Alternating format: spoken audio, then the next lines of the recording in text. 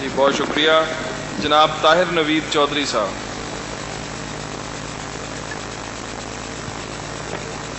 خدا باپ، خدا بیٹے اور خدا روح القدس کے نام میں آمین۔ شکریہ اسپیکر۔ معتبر کس کی گواہی ہے، معتبر کس کی گواہی ہے، میں کس کو مانوں؟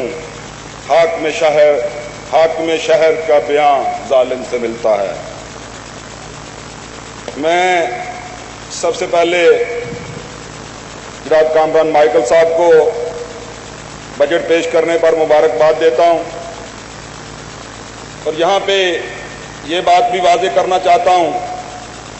کہ میرے بہت سے معزز اراکین اسمبلی نے یہاں پہ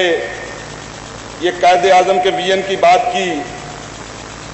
کہ کامران مائیکل سے یہ بجٹ پڑھوایا گیا ایک اقلیتی رکن سے، لیکن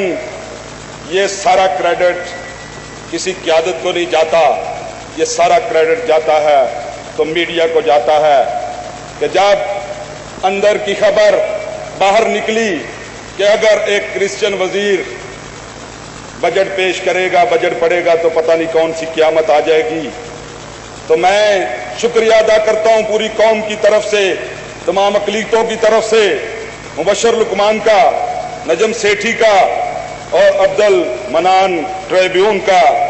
کہ جن کی وجہ سے جنہوں نے یہ بات اندر کی جب باہر لے کے آئے تو اس جگ انسائی کے خوف سے یہ بجٹ کامران مائیکل صاحب سے پڑھوایا گیا۔ اور یہ بھی ہمیں پتہ ہے، ہم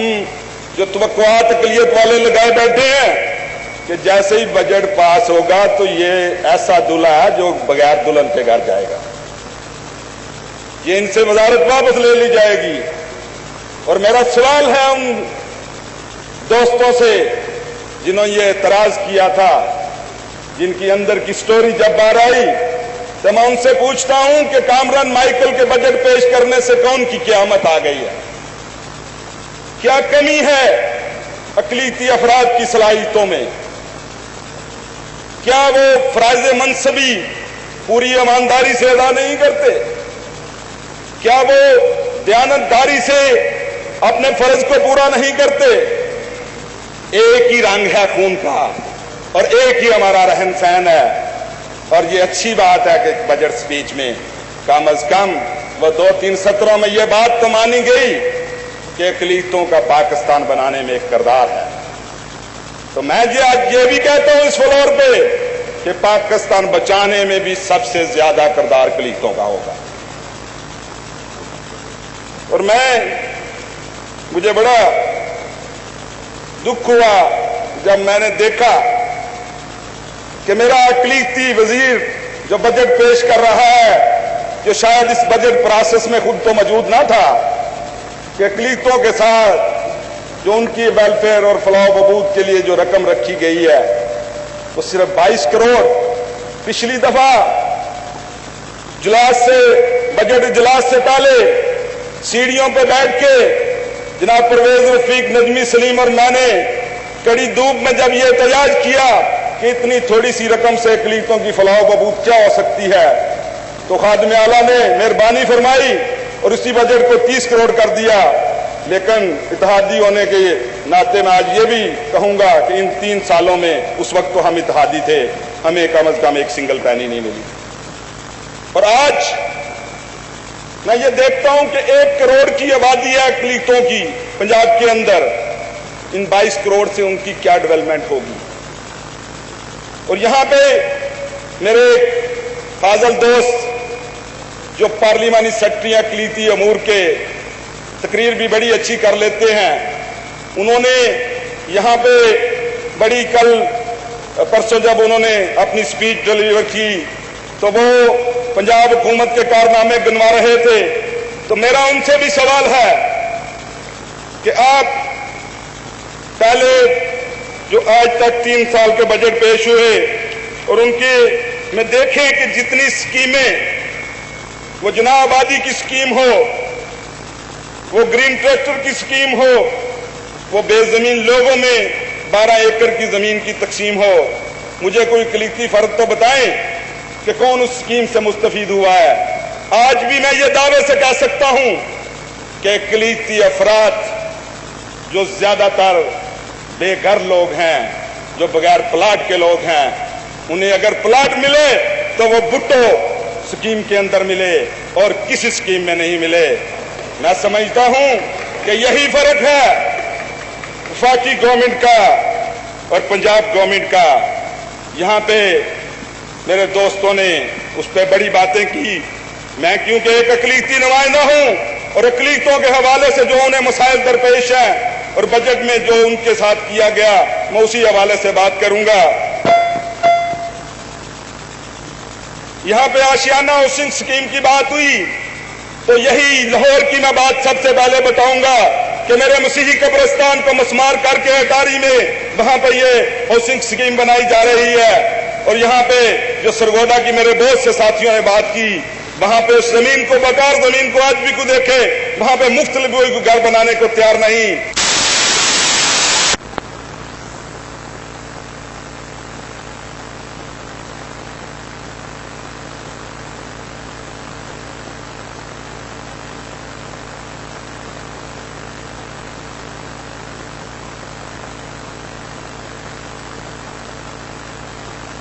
تھا اس کا باورچی غریب تھا اور اس نے کوئی 20 کو اس کے ملازموں کے نام لیے کہ وہ غریب ہے۔ کیا کوئی غریب 12 لاکھ میں گھر خرید سکتا ہے؟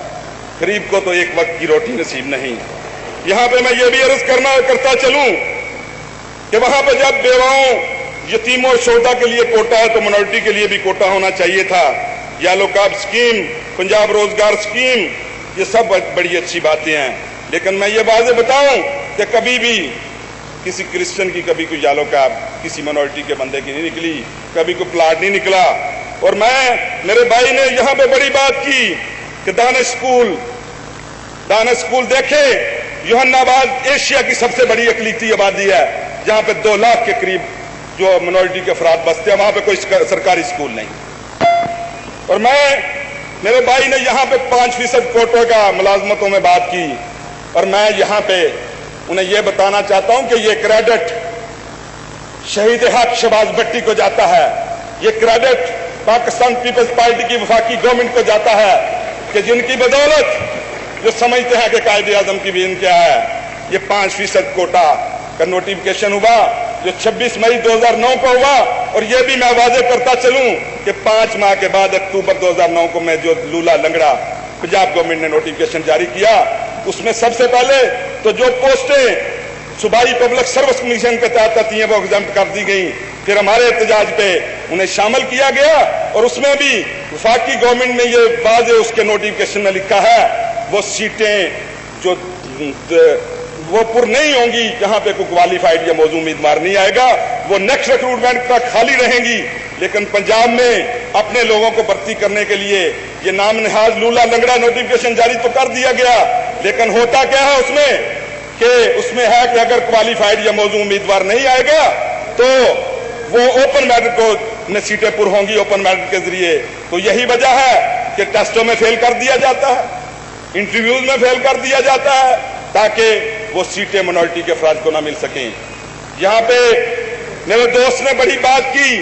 کہ گوجرا کے ایشو کے بارے میں اس نے بات کی کہ وفاقی گورنمنٹ نے سزا نہیں دی، تو پنجاب گورنمنٹ نے کیا کیا؟ پنجاب گورنمنٹ کی میں ہمدردی کی بات بھی یہ بتاتا چلوں کہ میرے نون لیگ کے منسٹر سمیت 4 MPs نے وہاں پہ چوتھے دن یہ احتجاج کیا پریس کے سامنے آ کے کہ ہم استعفے دے گے اگر خادم اعلیٰ ادھر نہ آئے، تو تب خادم اعلیٰ ادھر گئے تو انہوں نے وہاں پہ ڈائس پہ ایسے کر کے کہا تھا کہ ان مظلوموں کو میں انصاف دلاؤں گا۔ وہ انصاف دیکھیں کہ آج یہ انصاف دلایا جا رہا ہے کہ